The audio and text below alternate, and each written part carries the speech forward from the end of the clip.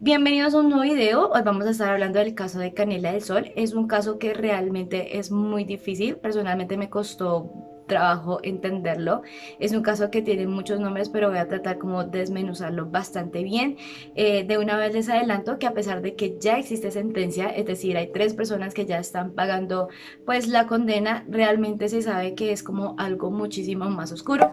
Así que ya saben, como lo digo en todos mis videos, no olviden suscribirse y activar la campanita. Y también por aquí les voy a estar dejando mi Instagram para que vayan y me escriban qué otra historia quieren ver, que estoy haciendo como una recopilación de todos los casos que ustedes me han dicho. Así que comencemos. Canela era una niña que apenas tenía 11 años de edad.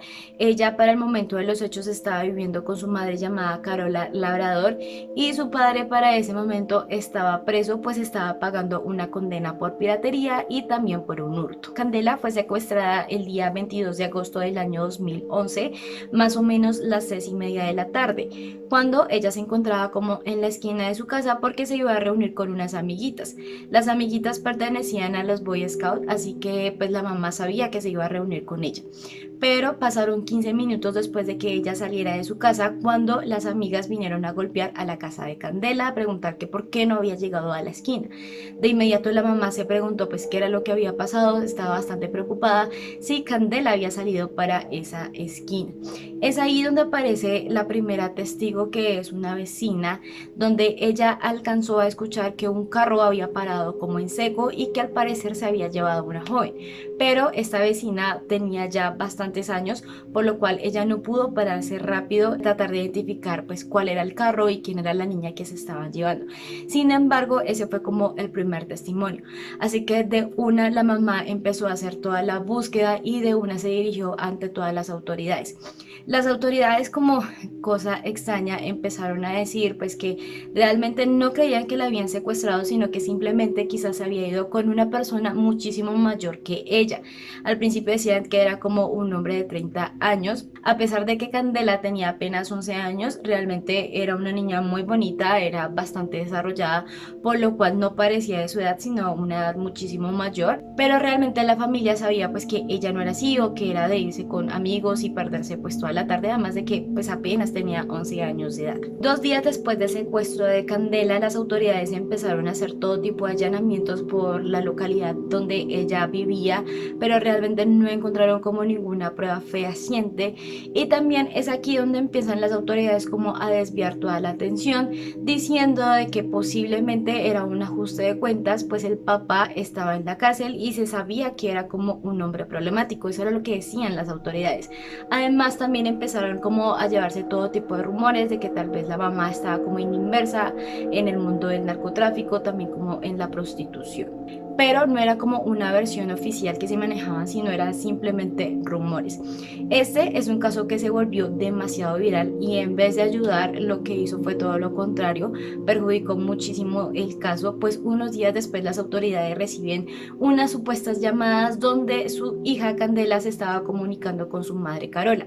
Supuestamente la hija se estaba comunicando para decir pues que sí estaba viva, pero que al parecer la habían violado.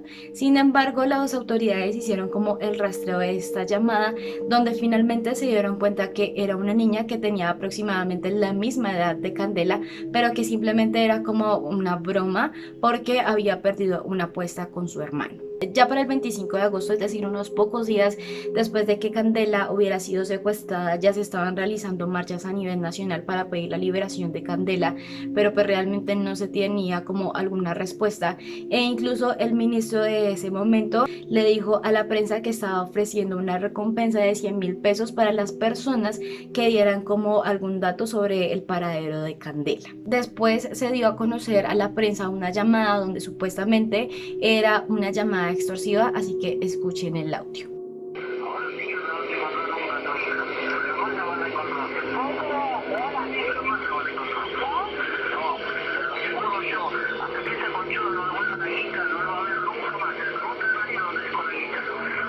Por lo cual aquí empezaron a presumir que la voz masculina era del padre y que la femenina era de la tía.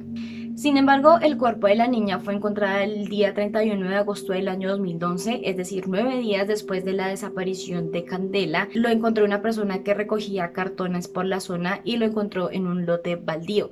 Más o menos quedaba unas 35 o unas 30 cuadras de donde Candela vivía. Ella le da aviso a las autoridades de una vez llegan y las autoridades también le avisan a la mamá de Candela para que vaya a reconocer el cuerpo.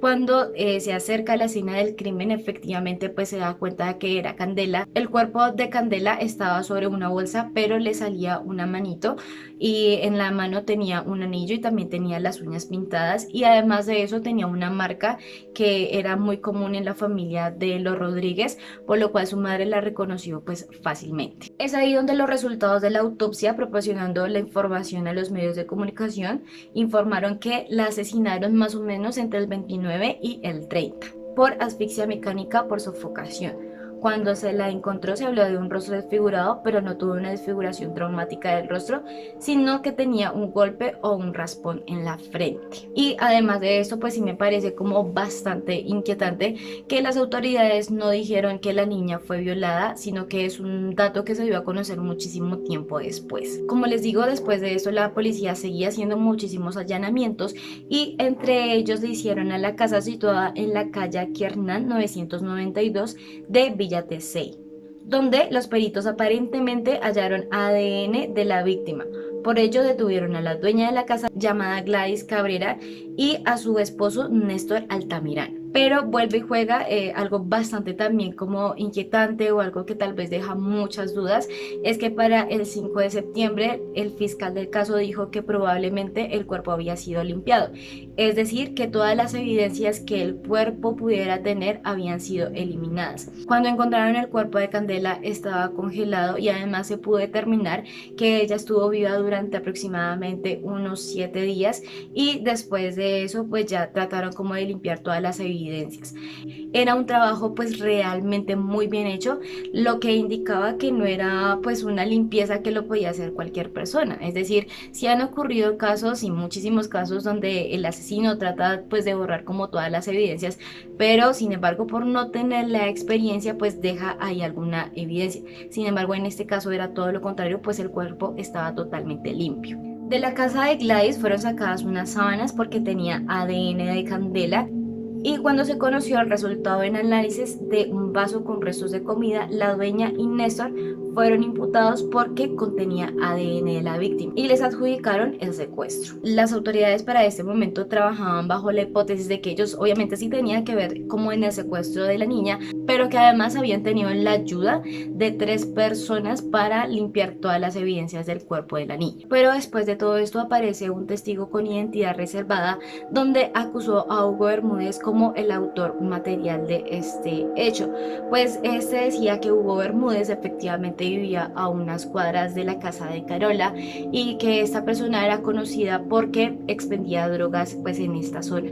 Él manejaba una fachada como pues bastante normal, como un padre de familia, pues tenía 2 hijos y además también vivía con su esposa. Cuando hicieron el allanamiento incautaron una aspiradora para tratar de extraer pruebas de ADN, pero también se dieron cuenta que en el carro habían unas sogas y también habían unos preservativos. El testigo fue quien vinculó a las 5 personas detenidas y sostuvo que el 23 vio a Néstor Altamirano llevándole comida a la niña y al carpintero y su hija llevándole a la menor. La supuesta versión de este testigo es que decía que ese día que había desaparecido Candela, Néstor y Gladys, es decir su esposa, habían hablado con Candela y que le habían llevado una comida.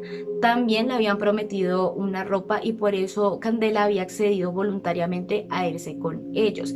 Que al lugar donde la llevaron después él empezó a escuchar unos ruidos, y es ahí donde supuestamente él se dio como cuenta de todo lo que había pasado. Sin embargo, Gladys, quien era la dueña de la casa, empezó a decir que ella era totalmente inocente porque la casa donde sucedieron estos hechos ella la había arrendado. Entonces realmente no tenía conocimiento de lo que había pasado en esa casa. Y además esta teoría como que empezó a recobrar como un poquito de fuerza porque los vecinos empezaron a decir que para los días en que Candela estuvo desaparecida, efectivamente unas personas habían ido como a hacer una mudanza o como ir a recoger unas cosas y que efectivamente ella sí sabía que habían ido a esa casa a recoger unos muebles, pero que los que fueron a recoger fueron los del Ejército de Salvación. El uruguayo Hugo Bermúdez quedó detenido y acusado de ser el autor material, mientras Néstor era el encargado de llevar el alimento. Gladys, la dueña de la casa, fueron acusados como partícipes necesarios. Alfredo Monteros y su hijo y el fletero Gustavo fueron detenidos por encubrimiento. A Gustavo también lo vincularon en este caso porque él fue pues la persona encargada como de hacer como el transporte. Hasta ese momento tenían 6 personas detenidas y también tenían las pruebas de ADN, pero también habían incautado unas pruebas donde finalmente la mamá no la reconoció. Es aquí donde les digo que el caso se volvió tan viral que en lugar de ayudar antes pues hizo un daño mayor porque se perdió mucho tiempo para buscar realmente a Candela y se dieron cuenta que el testigo había mentido o que había dicho pues muchas cosas que no eran ciertas con el fin únicamente de cobrar la recompensa. Es ahí donde liberaron a 3 de los imputados, Alfredo Monteros y su hijo y Gustavo Valenzuela, quedando supuestamente autores materiales Néstor y Cabrera detenidos. Pero es aquí donde finalmente la mamá, después de mucho tiempo, ella al principio creía fielmente que las autoridades sí le estaban ayudando para encontrar el paradero de su hija o para tratar de buscar quiénes habían sido los culpables, pero es aquí donde ella se da cuenta y es una hipótesis que todavía ella maneja donde ella dice que realmente el crimen de su hija no era algo común como le querían hacer pasar, es decir, un ajuste de cuentas, sino que era algo muchísimo más oscuro, pues era la trata de blancas. Este es un tema que las personas de la zona conocían, pero que simplemente no opinaban porque sabían que habían personas muy importantes como políticos, funcionarios públicos y también muchos narcotraficantes, entonces realmente no se hablaba de este tema, pero que realmente ella sabe por todas las evidencias y por todas las incongruencias que tuvo como este caso referente a las pruebas y referente a la investigación, que su hija fue secuestrada para trata de blancas.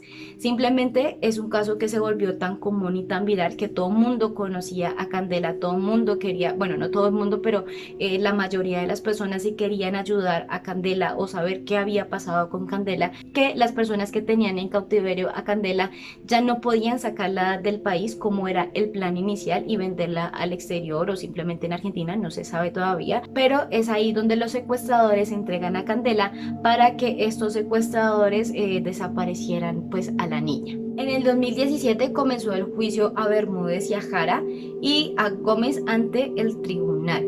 Hugo Bermúdez, el hombre que violó y mató a Candela, a Leonardo Jara, acusado de hacer el llamado amenazante a la familia de la víctima, en el que se decía que presuntamente era la voz del papá y la voz de la tía. Ellos recibieron prisión perpetua por el secuestro y el posterior asesinato de Candela Rodríguez. Condenaron a Fabián Gómez, quien realizó la tarea de inteligencia en la casa donde se mantuvo cautivo a la niña.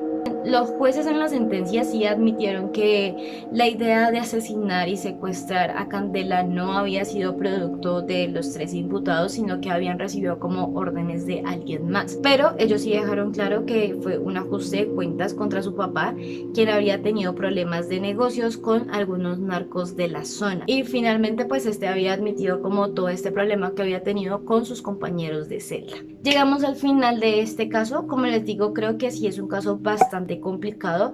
Traté como de sacar algunos puntos esenciales para tratar de entenderlo y creo que aún seguimos sin entender qué fue lo que realmente le pasó. Esperemos que algún día estas 3 personas se arrepientan o digan qué fue lo que realmente pasó o den pistas por lo menos. Así que sigamos esperando. Ya saben, si quieren saber alguna otra historia me lo pueden comentar en la parte de abajo. Por mi Instagram también me pueden escribir qué otra historia quieren ver. Así que nada más, nos vemos en un próximo video.